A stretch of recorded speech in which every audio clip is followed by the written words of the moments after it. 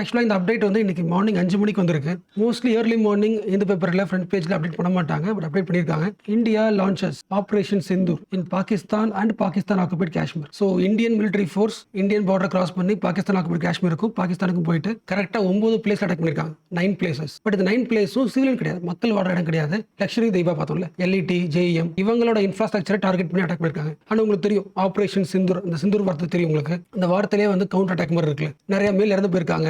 So விடோவா இருப்பாங்க, so பொட்டு வைப்பாங்களே, அதுக்கு பதிலடி மாதிரி இந்த வார்த்தை பயன்படுத்திருக்காங்க. ஸோ நீங்கள் தெரிஞ்சுக்க வேண்டியது அவ்வளோதான். இன்னைக்கு ஃபுல்லாக அதை பற்றி பேசுவாங்க, டைவர்ட் ஆகாதீங்க. எக்ஸாம் டைம் ரொம்ப கம்மியாக இருக்கு. Operation Sindoor is nothing but India Pakistan occupied காஷ்மீருக்குள்ள போயிட்டு டெரரிஸ்ட் பிளேஸ் அட்டாக் பண்ணிருக்காங்க. எங்க அட்டாக் பண்ணல? பாகிஸ்தானோட மிலிட்டரி இன்ஃப்ராஸ்ட்ரக்சர்லாம் போல. This is against only the terrorist outfit. So operation Sindoor இங்கே போட்டிருப்பாரு. The Indian Armed Forces on Wednesday launched Operation Sindoor, hitting terrorist infrastructure in Pakistan and Pakistan occupied Jammu and Kashmir. No Pakistani military facilities have been targeted. So இந்த இன்சிடென்ட்க்கு அப்புறம் இந்த இஷ்யூவை நீங்க ஒரு 3 angle பார்க்க ஆரம்பிக்கணும். நாளைக்கு பேப்பர்ல வரும். ஒன்னு, இந்த ஆபரேஷனை இந்தியா எப்படி பார்க்குது? சக்சஸ்ஃபுல்லா பார்க்கும், பீஸ்ஃபுல் அட்டாக் பார்க்கும்.